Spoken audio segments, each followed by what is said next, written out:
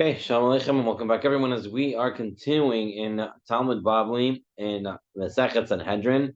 We are in the ninth parak, Elu HaNisrapin, Parak HaNisrapin, and we're on Ayin Vav Amud Bet. We're about 14 lines down in the Hebrew section on 76B-1 in the art scroll. So where are we holding? Last line over there, 76B-1, Tan Rabbanu Oto Ve'et Hen. Okay, what we're talking about, there's a pasuk that's the pasuk that we actually learn the whole din of sreifa if a person is with an improper relationship. That's what we learn the sreifa from. So ve'ish asher yikach et isha ve'et ima zimahi be'esh yisrofu oto ve'eten him and them. You shouldn't have this sinful counsel in your midst. So the question is oto ve'eten. What does it mean? Oto ve'eten. Who him we know who it is. Eten is who? Okay, so who is the eten? Who is them? So the Gemara says, and we already saw this machlokus last week. Oto ve'et achat mehen. Him and then one of them. Divra bishmal. The word eten, even though it's plural, doesn't mean two people. It means one of them. And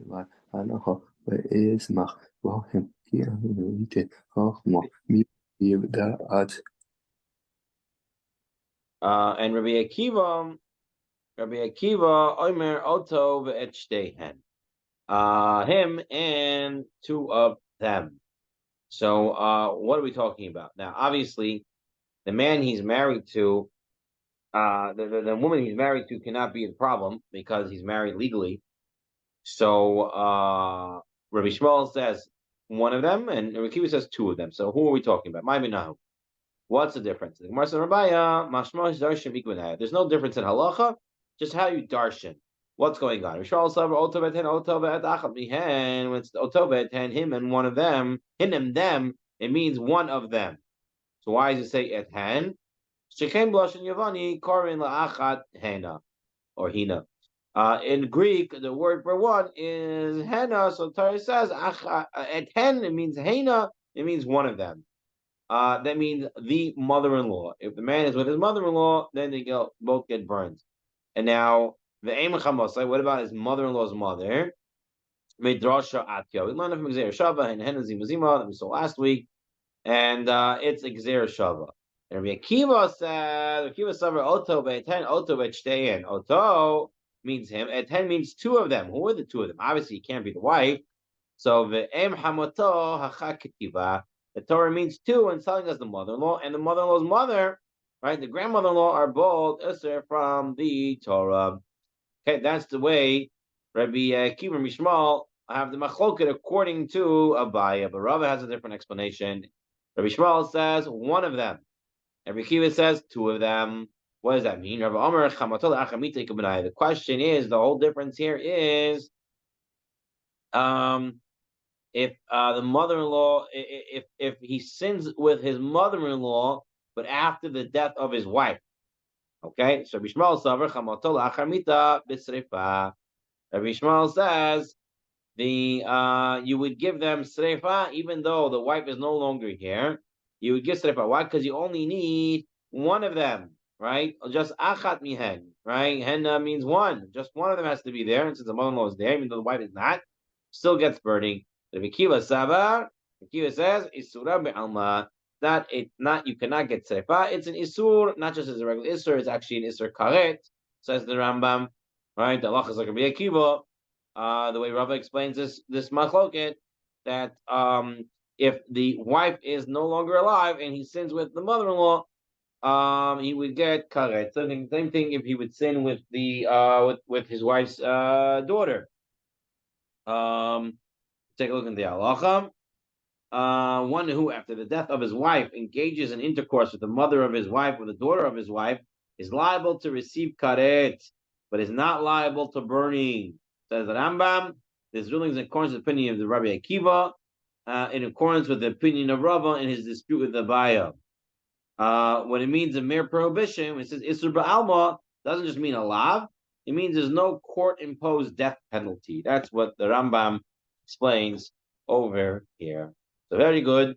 We've now come to the conclusion of the 10 cases of nisrafin, right? Of those who get burned. We now move on to nihragin, those who get killed with the sword. So it says the Mishnah, these are the ones who get the sword, who are beheaded. Who are them?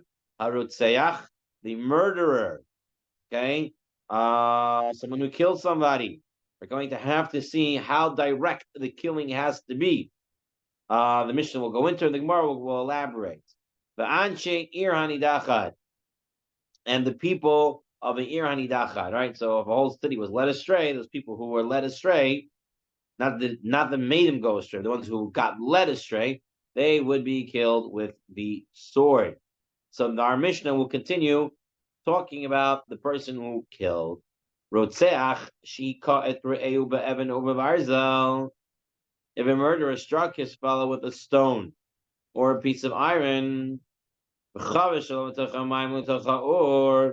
he pushed him into the water and he held him down in the water, or he pushed him into a fire, and he couldn't get up from there, and he died, hayav. He caused the death. It was a direct cause. He caused it.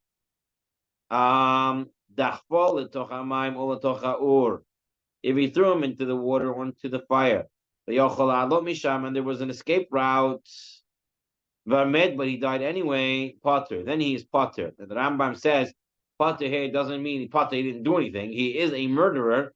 Just the courts on earth cannot punish him. B'dei Shemayim, they'll take care of him.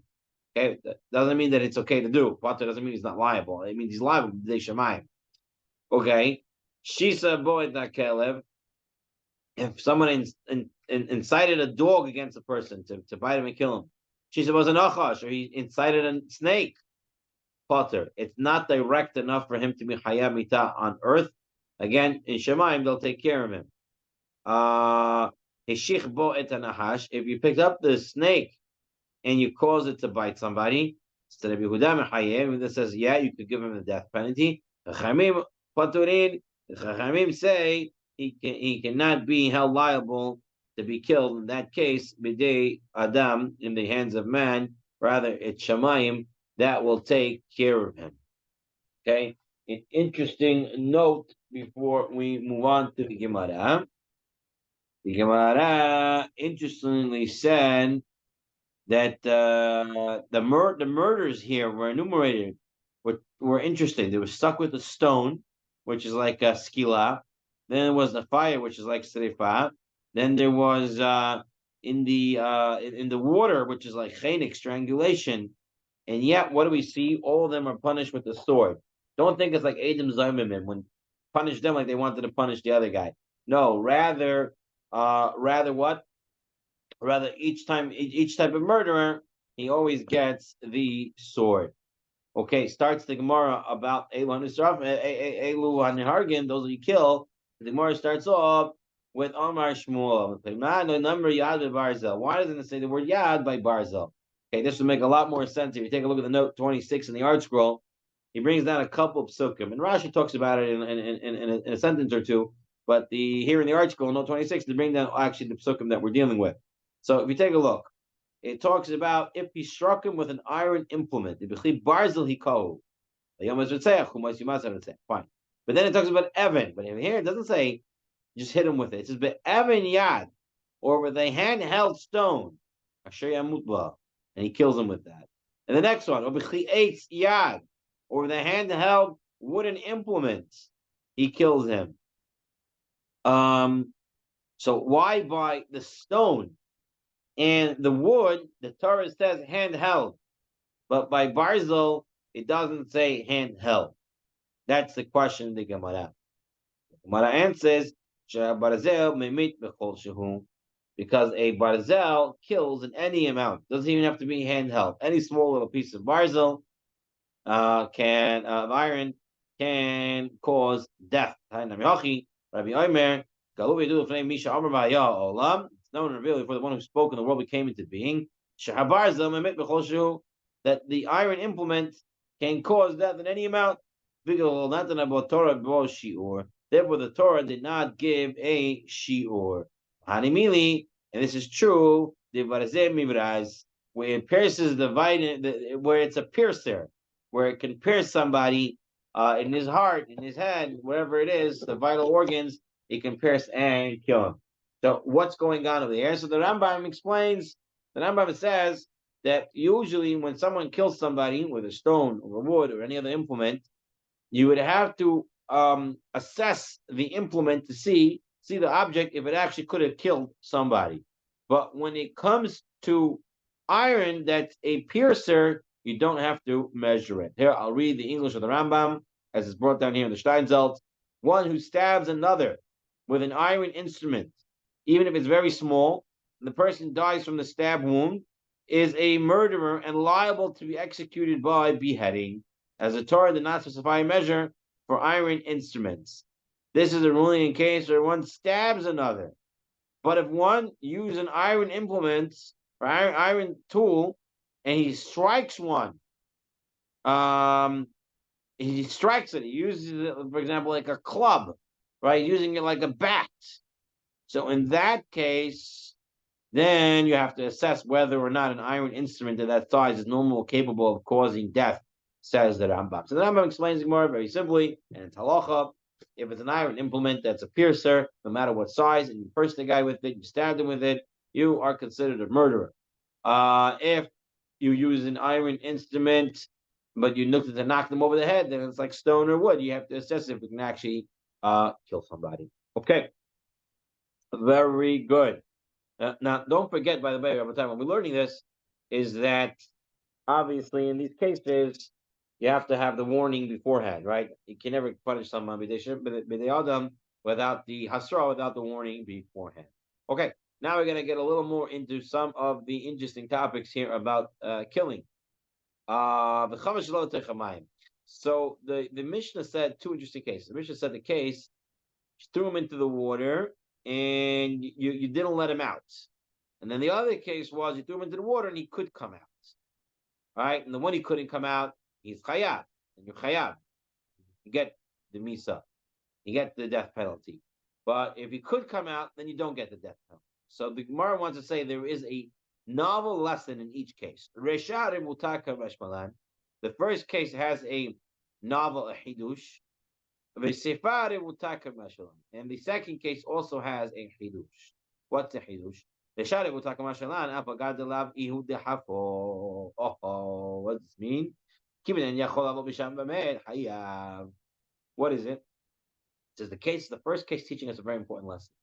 Let's say you're walking with your frenemy, right? You want him dead, but you're walking with him. You didn't do anything to him. He falls into the water by himself. Okay, you didn't throw him into the water, but you just didn't let him out, right? You didn't let him out. Now that you didn't let him out, you are considered a murderer, right? Even though you were not the one to push him in. And the second case, sefa de vutake mashmalan, and sefa chidush is avagav de dachpo, kivin yochal misham vamet. Second case, even if you threw him in and he died, but since he had an escape route, then you're going to be patur. They're not going to be able to kill you on this world. Obviously, Hashem will take care of you, but still, you won't be, because you threw him in and he had an escape route. So even in the first case, you didn't put him in, but you didn't let him out, you're chayav. In the second case, you threw him in, but he had an escape route, then you're patur. Then he's patur. Okay, so that's the hidush. Now, how do we know kavash minalan? How do we know if I didn't let him out, took out his, didn't let him to escape? How do I know that's a problem? Amashmuel Amakra over Eva. Says in the pasuk, right? There's a long pasuk here. Over Eva, he called the word O is extra. The word or. It comes to teach us. Comes to include someone who confines somebody. You're not. He's trying to get out of the water, and you're physically not letting him. You're stopping him. You're leaving him in there. You're closing the door on him. Whatever it is. That is, you're going to be considered a murderer. Okay. So it has to be, what we're seeing so far, it has to be pretty direct. That you have to have caused it to happen. Okay. Now, we're going to go into a minute to talk about nazikin, about damages. Who gavra So there was this guy, his neighbor's ox or cow, whatever it was in his property, and he confined it to a small place where the sun was beating down on it, and eventually the animal died from the exposure to the sun. So he didn't kill him, but he just left him in a place that he died. So the Vinay Mechayev, the Vinay says he has to pay. Rav Acha patar. Rav Acha says no, he's pater. Ravina Mechayev. Ravina says, you know why he's chayev? He says it's a kal v'chomer. It's a kal v'chomer. What's a kal v'chomer? Ma rotzeh shlo asa bo shogeg kemezid ones kiratzo chayev bo tetzemtzem. When it comes to cases of death penalty, we say it's a big difference. When it comes to cases of capital punishment, we say it's a big difference. If a person killed by accident or a person killed on purpose, right? He goes either galut or he goes to the executioner. So it's a big difference. Onis keratzon, and the difference between wanting to do it and by accident, right? But still, by the killing, we say chayevet tamtem. Confining him, he still gets punished, right? Now, what does he say? Nezikin, but when it comes to Nezikin, there is no difference if it's mezid or shogeg. Someone broke your house by accident, he still has to pay.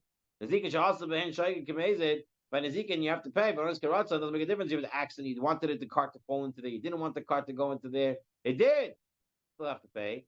So Enodin, is it not the case that definitely you have to pay if you can find it? Meaning, if you did something even indirectly, by the case of damages, you see that you have to pay, right? If it's a shogeg. So therefore, if it's by accident, you have to pay. So therefore, if you do a confinement, which is indirect, also you would have to pay, because by death, which we do make a difference, we do make a difference between accident and on purpose. Yet when it comes to confinement, we don't make the difference. The same thing by Nezikin. Rav Acha bar Rav Poter. Rav Acha bar Rav says no, he's Poter. Or Masharshia, my time of the Abu the Poter. What's the reason of my grandfather? Why did he say Poter?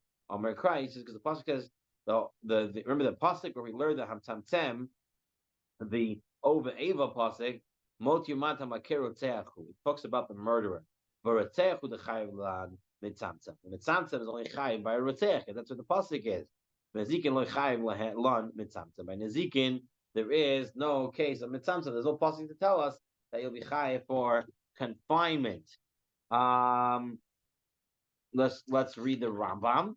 So the Rambam writes, if one confines the animal of another in water or prevents it from emerging from the water or forces the animal to remain in the hot sun until it dies, he is liable to pay restitution in accordance to the opinion of Rava and according to the opinion that says damage indirectly is liable. So according to the Rambam, one who causes damage indirectly through a grumma, what we call grumma is the Talmud language for an indirect cause, right? So for Nezikin, a person is chayav for grumma. One last question before we move on. And Tosfot makes this point in Bava Kama. So we usually have a concept that says "Ein onshin min adin." We don't punish because of a kal v'chomer. Spoke about Rashi's opinion was because the kal v'chomer may be faulty. So the Tosfot says that's true only by capital punishment. When it comes to financial issues, we do say onshin min adin. We punish from the kal v'chomer. Okay. Amar Rava kafoto umet b'ra'av. Patur.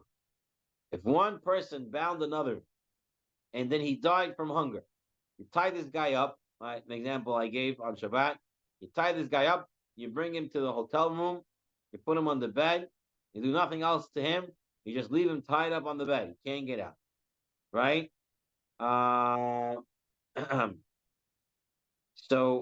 look at note number 4. He brings some Tosfot, a very important concept. Although the perpetrator confined the victim to a position in which he will eventually die from hunger, the perpetrator cannot be executed. The Torah described liability for an act of confining only where the fatal force was present when the act was carried out. The thing that's going to kill him has to be there the minute you tie him up. In this case, therefore, the perpetrator is not liable because the degree of hunger necessary to cause the victim's death was not yet present. It is only after some time elapsed that the hunger escalated to fatal degree. This is in contrast to holding a person's head underwater or in fire. but the fatal force, namely the water of the fire, was strong enough to cause that from the outset. So it's a big difference. If you have to look at, is the force that's going to kill him here right now or not? And if it's not, then you can't kill him. You can't give him the death penalty if the warning and everything else was given. Let me just see if there's a Rambam. Here, let's read the Rambam. Very important. Every time you go through a sugi, especially when there's halachic sugi, to look at the Rambam, how he passes. The so he brings over here, and it's here, as follows. Rambam.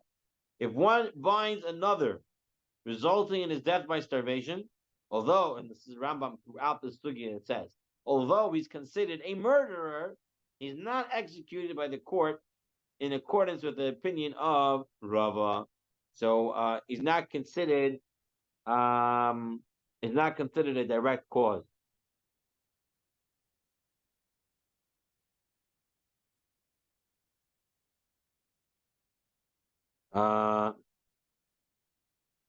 Okay, fine. It's not considered a direct cause. Okay, Amar Rava.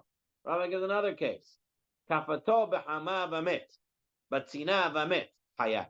We tied him up in the hot sun, and he died. You're hayat. You can get the punishment. You can get beheaded. You tied him up in freezing cold and he died. Also hayat. Why? Because it's direct. Again, the fatal force is there. Sof hamalavo.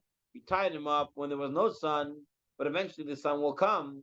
Sof tinalavo, or eventually the cold would come. Then patur, because the fatal force of his damage of the killing was not there at the time you tied him up. Says the Rambam. If one binds another in the sun or in the cold and he dies due to the heat or sun exposure to the cold, he's liable to be executed. If one binds another and leaves him in a place where the sun or cold will ultimately come, and the sun or the cold ultimately kills him, although he is a murderer, Rambam again says it, he is a murderer, he's not executed by the court. Rather, he receives the punishment of death at the hand of heaven. So, again, when you're assessing these situations, is the deathly force here now, and you tied him up and you left him in that deathly force, then obviously you will get the death penalty. And if not, if the deathly force is not there, then you will not get the death penalty. Amarava. Okay, so we're going to learn the next case two ways. Let's learn it Rashi's way first, and then we'll look at the second way. Amarava, kafto lifnei ari. Okay, you tied him up in front of a lion. So Rashi understands here, the lion is already here. And the two of you are in front of the lion, and you tie him up. And the lion comes and kills him. So potter, you're potter. Why is that? I thought the deathly force is here. So Rashi says, Dinami lo hayakafut lo hayochol lahatzalatza minari. Lo hayochol lahatzalatza minari. You know why? Because he's a dead man standing. He's a dead man walking. If the lion's in front of him, there's no way he's escaping the lion. Tied him up, didn't tie him up, he's not getting away. Therefore, even if you tie him up, you're potter because you didn't cause the death. He's already considered dead. That's what Rashi is saying. And lifnei yutushin, but in front of mosquitoes, if you tie them up in front of mosquitoes, then hayab, because now you're tying him up. Now the mosquitoes are going to kill him, right? Because he can't fend them off, and the deathly force is there. Rav Ashi says,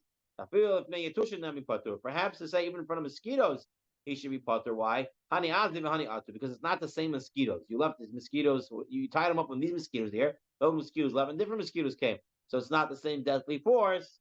That's what Rav Ashi wants to say. Now, we learned the Gemara, according to Rashi, that the lion was already there. But let's learn a little bit different from Tosfot. We'll read it to you from the Mesifta. Katvu, Shein Chili B'dim Ben Ari L'Tishim L'Inyan Zeh. Tosfot says it doesn't make a difference if the lion is right in front of you or the mosquito right in front of you. It's the same. El Ari Potter. You know why by the lion you're Potter? Mashim Shlo Hanezik Mezuman Kevar. Shaharei Imedu Roifin Shekvar Kapatz Ari. He says, 1 second. If the lion is already there, then how are you tying him up? The lion's in front of the both of you. How are you tying him up when the lion's in front of both of you?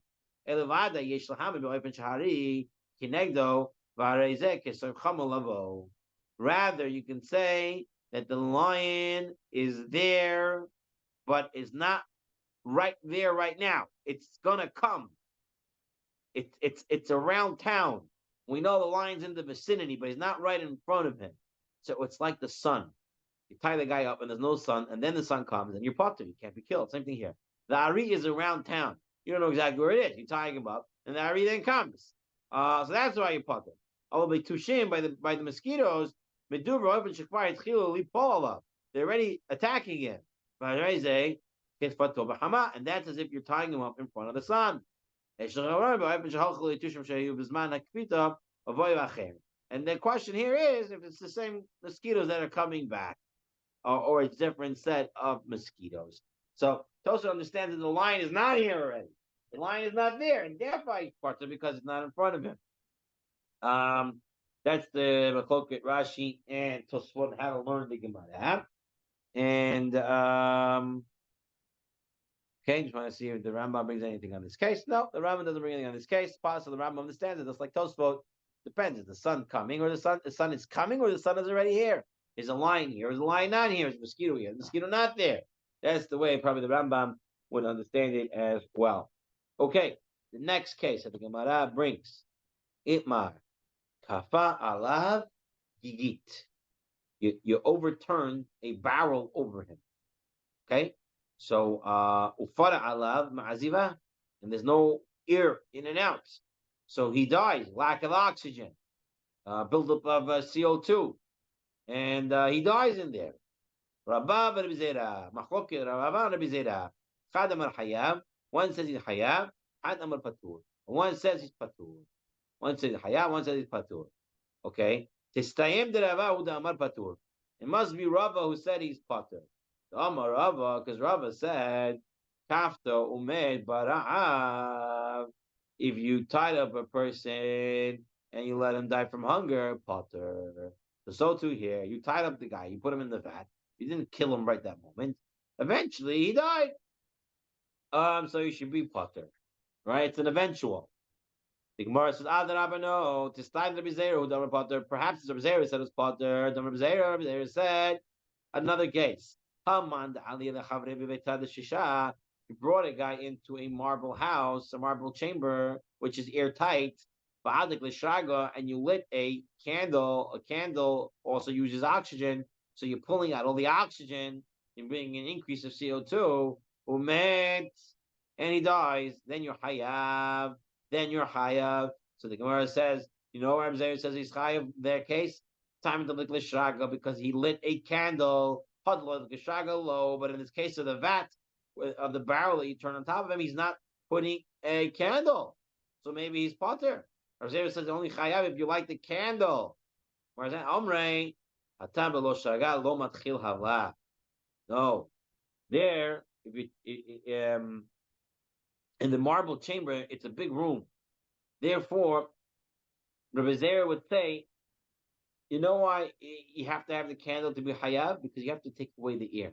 Otherwise, it's a very long time, and definitely you cannot kill him. There's nothing going to kill him if you don't have the candle there. It'll take a very long time. But under the barrel, maybe Rabbi Zeir would say you don't need the candle, because the minute you put him under there, starts a building of a CO2, and the oxygen is noticeably less, and therefore maybe he's chayav in that case as well. So it must be Rava who said he is patur, because it's like the hunger, that eventually his hunger would kill him. It's not right at this moment. So let's take a look at the Rambam, what he holds the halacha. If one overturned a barrel, on another, and he slowly intoxicated, or if he removed the roof and caused him to die of exposure, right? He is not executed by the court. Like Rava, he would be pater. If one places another in a sealed house, lights a candle there, which ultimately exhausts the oxygen supply in the room, he is a murderer and is liable to be executed by beheading with a sword. Why? Because the cause of death is already there. The candle that's removing the oxygen is actively doing the death. It's not like the case of the vat. There's no candle there. It's just there. Eventually he'll die, but there's no direct cause of death that he's causing, other than putting the vat on. Okay. the next few cases. Okay, I when I learned the Gemara, I missed one part, by the way. Kafa alav gigit, overturned the barrel, ufara alav me'aziva, or he made a hole in his roof, making that the sun or the cold gets in. It's the same din, but just add that as the second case. And the Rambam added that also. That's how I realized I missed it. Okay, the next siman, the next mnemonic is sulam, a ladder, tiris, a shield, savanin, medicine, bekotel, and a wall. So let's take a look. Amar Rava, dachpo labor. Someone threw someone into a bore. The sulam babor, and there is a ladder in the pit. Va'acher v'silko, and someone else came and took away the ladder. So you threw this guy in, and while you threw him in, there was a ladder. Before he has a chance to get to the ladder, you remove it. He removes, someone else removes it. Even if the guy who threw him in goes and removes the ladder, he is patur. He's patur. You cannot kill him. Obviously, he's still a murderer, but you can't kill him. Why? Because at the moment he was thrown in, there was an escape route. You didn't let him get on the escape route, but there was an escape route. So you didn't cause his death. And you're not physically stopping him from going in. You just took away the ladder. Okay? Because it's just a causation. You didn't force him to stay in there, right? So you're not like you're holding him under the water or closing him into the fire. You just took away the ladder. So it's a grama, and therefore cannot be killed. Amarava, Zara Chatz. If one shot an arrow or twist biyadon, the guy has a shield. So why the arrow's flying in the air? Someone goes and removes his shield. Or even yourself, you threw the arrow in the air and then you go and remove his shield. How do you move so fast? Perhaps you tied a string on his shield and you pulled it away. So Potter, he is not executed. Why? You can't execute him. Why? Because when the arrow was thrown, when the arrow was shot, he didn't have an escape route. He had a shield. Amarava, Zarek Bochet, so one shot an arrow. And he had bisamim in his hand. He had not bisamim. He had samanin. He had a sam. He had medicine in his hands. Okay. And while the arrow was flying, someone took away his medicine. But if he will cut down pizan, even if you yourself took it away, the guy who shot it, Potter, he's not liable to it. Because the minute that the arrow was thrown, he didn't have an escape route. He had medicine to heal himself. Therefore, even if the medications were in the marketplace, there's a pharmacy nearby that he can go and get it. If he gets shot, still you won't be hayab because you can get to that medicine.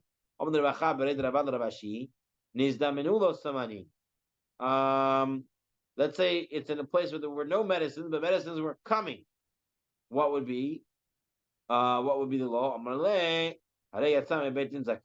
He would not be killed because the medicine will be coming, therefore he will be found innocent. So in all these cases, even though you took away and you caused him to die, you took away his shield, his escape route, his protector, but you only caused him to die.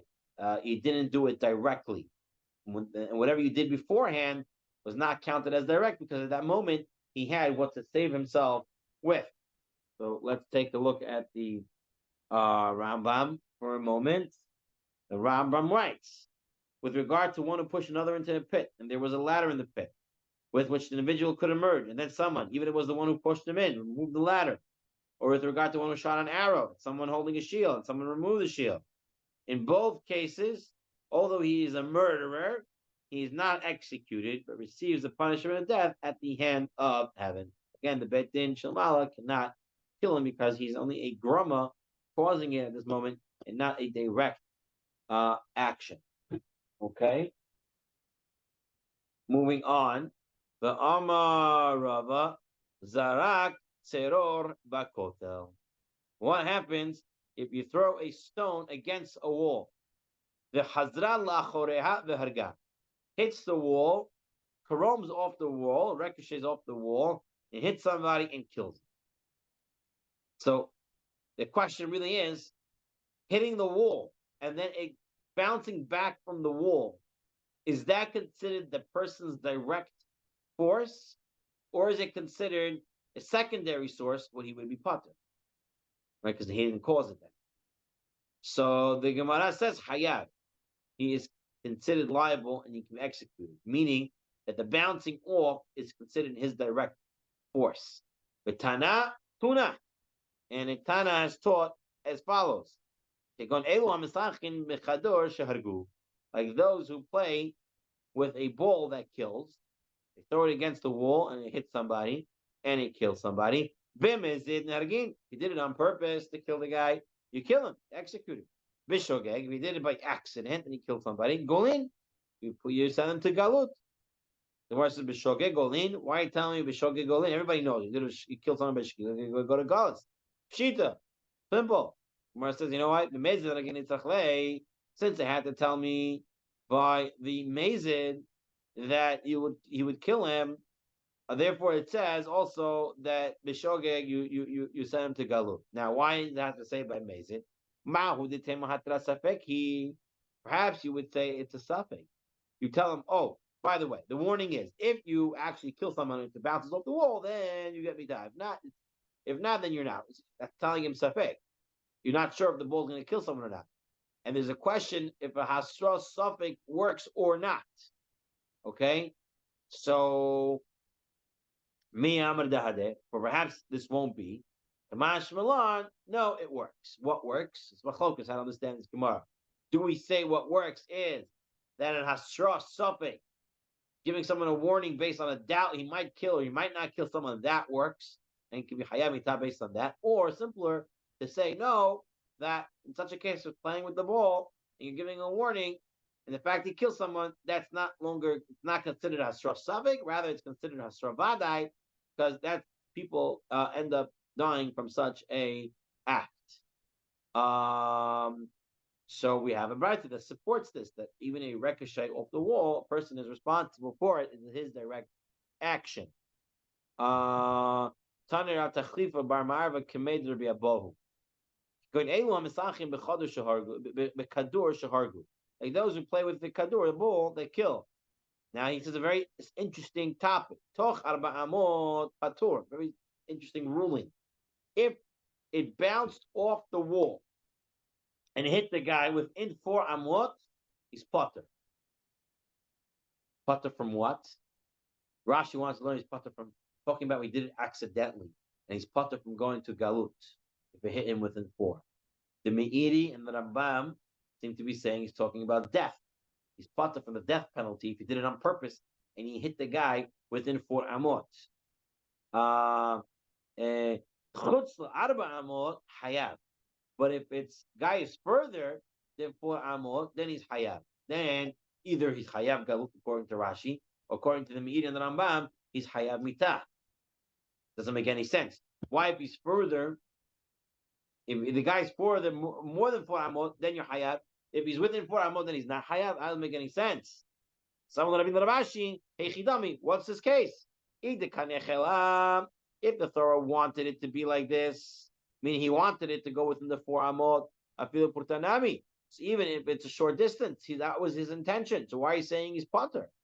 If he did not want it to go as far, afilu tuva namilo. So even if it went so far, the thrower should not be liable. Meaning, what was this guy's kavanah when he threw it? If he wanted it to go a short distance, so even a short distance, he should be hayab. If he wanted it not to go a far distance, then even if he went far, he shouldn't be hayab.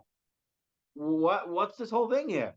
So Amar lei stam misahakim bechadur kamadele tepe menach nicha lei.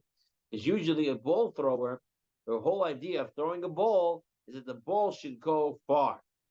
And he should hit the wall and go back far. Stronger ball player. So if it went short, that's not what he really wanted. Therefore, according to Rashi, he's saying, so if you hit him when it went short within 4 amot, he's not hayab galut, because he didn't mean to do it at all. It was considered completely not what he intended, because he intended to go back far. It didn't go back far, so he's patur from galut. It did go back far, and that's what he intended, and he caused the death. So then he's hayab galut if he did it b'shogeg. What about the Meiri and the Rambam? How do they understand this? So let's take a look. The Meiri writes, one could say that within 4 cubits of the wall, the ball is propelled by the force of its collision with the wall, not by the force of his action. Beyond 4 cubits, it is the force of his action that causes the ball to bounce to that distance. Remember, because Meiri and the Rambam are learning it about the death penalty. So the death penalty, it makes a difference if you cause it or you didn't cause it. So the Meiri says, if you bounce the ball against the wall and it falls within 4 amot, that's not your power. That's not your koach. A man's koach would make it go further back. And since it went so short, that's just the wall doing it. That's the bounce off the wall. That's not an actual person's koach, and therefore he's not hayav mitah. Only hayav mitah if it's his act, and his act must mean it goes back more than 4. Let's look at the Rambam.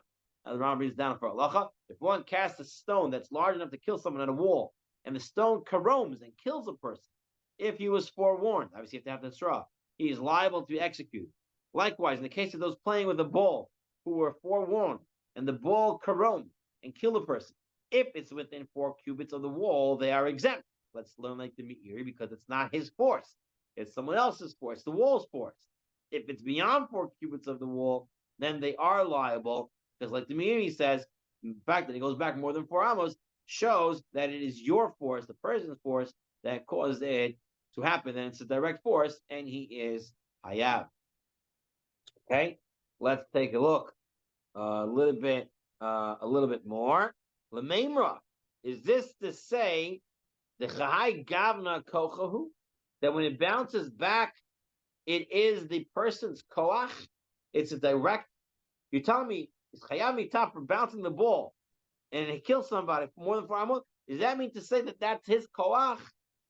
Or minhu, we have a question, a mekadesh. If someone was adding ashes of the para duma to the spring water, Pasuk says there, you take a look at note 30, Venatan, he has to place the ashes inside. But what happened? Venafal kiddush ayado or al hatzad. V'achar kach nafal l'shoket asul. The guy is putting in the ashes, instead of going directly into the water, it fell on his hand, and from his hand it went into the water. And we say it's pasul. Why? If you're saying what I do against the wall, it bounces back, it's still my koach. So it fell in my hand and it goes down. It should be considered my koach, and it should still be considered natan that I placed it, and therefore it should be okay. So why are you saying it's pasul? What we're dealing with here, vishotet. It didn't just bounce off my hand and fell in. The ashes fell on my hand, it stopped, and then it rolled down. So there, it stopped. Once it comes to a stop, it can no longer be considered your original koach. Therefore, it didn't work. Tashma, another question. Someone put a needle on top of a shard of earthenware. The he's aleh, and they're sprinkling paraduma water on it to make it non-tameh. Safek alamachat hiza. And it's not sure if it fell on the needle. Safek ala cheres hiza umitza aleh. The safek is whether he sprinkled it on the shard, and from the shard it bounced off and went on the needle. Hazato pasul. This hazato is pasul. Safek is if it hit the wall of the shard and then hit the needle, and we're saying it's pasul. Why are you saying it's pasul? If you said that if my force hits and then rebounces, it's still considered my force, then if the water hits the wall and hits the needle, it should be no longer pasul, no longer tameh. Why are you saying that sprinkling is pasul? No. It doesn't say that it's bouncing off. Matzah itmar. It says it was found. It was found that water was on the needle, but we don't know if the water bounced off, the water was directly put, or the water trickled down and slipped down and stopped and came. We don't know what we found. Therefore, it's pasul. But Lamaisa, it would have been a direct bounce of his koach, it would still be considered his koach. Amarav Papa. Amarav Papa. Let me just read the Rambam for a moment. One who is sanctifying purification water must place the ashes into the water with his hand. If the ashes fell from his hand onto the side of the vessel, or fell onto his hand and from there into the water is unfit for the purification ritual. In a case of a needle that was impure with impurity, imparted by a corpse that was placed on an earthenware shard and one sprinkle purification water, and there's an uncertainty whether the water was sprinkled directly on the needle or whether it was sprinkled on the shard and from there it's sprayed onto the needle is not purified by means of that sprinkling. Okay, it needs to be a direct. Okay, let's take a look at the next case over here. Amarav Papa, Haiman dichvita lechabre, v'ashka ale bitka demaya. Okay, yiredi dehu umahayav. Hani mili v'koch rishon, al v'koch sheni grama ba'al mahu. Okay, the Gemara gives a case here. You tied somebody up, okay, and you tied him next to the seashore, and you now made a hole in the beach, in the sand, in the water, in the wood, whatever it was, and now the water starts coming, and he dies, so you're hayav, because your koach of making that hole caused the water to come.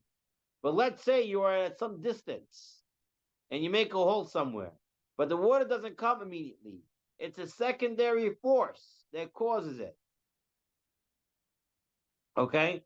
Then it's not considered your force, and you would be patur. It's only a drama. Look at Rambam with regard to one who bound another and then diverted water upon him. If the water was discharged by his primary force, he's executed in accordance with the opinion of Rav Papa. It has to be a primary force. There was a secondary force. You hit this, and then it went there, and then it came there, and then it went there. Then that's not considered a primary force. Of course, he's still a murderer, but he would not be hayab mita b'dei adam. And from Bedin. Let's look at one more case, and it's really just an explanation. Amarav Papa, zarak tzoro lemala, threw a stone upwards, v'hachal tzadin, and when it came down, it went to the side. V'hargan, he killed someone. Hayab, he is hayab mita. He can get mita from Bedin. Amar Mar barav Ashi l'Rav Papa. Ma ta'ama? Why? Why is he hayab? If you're saying it's really his force, it should continue going up. The fact that gravity is bringing it down, it's the force of gravity and not his force. Okay, otherwise it should continue to go up and up. Gemara says, if you're saying it's gravity, then it should go up and it should come directly down. The fact that it's going to the side, rather, it's his force, it's a small force of his that causes it to go on the side, and that's why it's coming back on the side and it killed somebody. So just look at the Rambam over there. The Rambam, right? One threw a stone large enough to kill, and the stone went to the side and killed a person. He's executed as a murder, and according to the opinion of Rav Papa, right? So even though it's gravity that's doing it, but since if it was pure gravity, it would go straight down. The fact that it's going to the side because your trajectory up was on the side, therefore your trajectory down is still yours, and therefore person would be hayav mita. Okay, this is the Gemara for today. If any questions, we'll take them. Otherwise, Shavua Tov L'Kulam. Toda Rabah.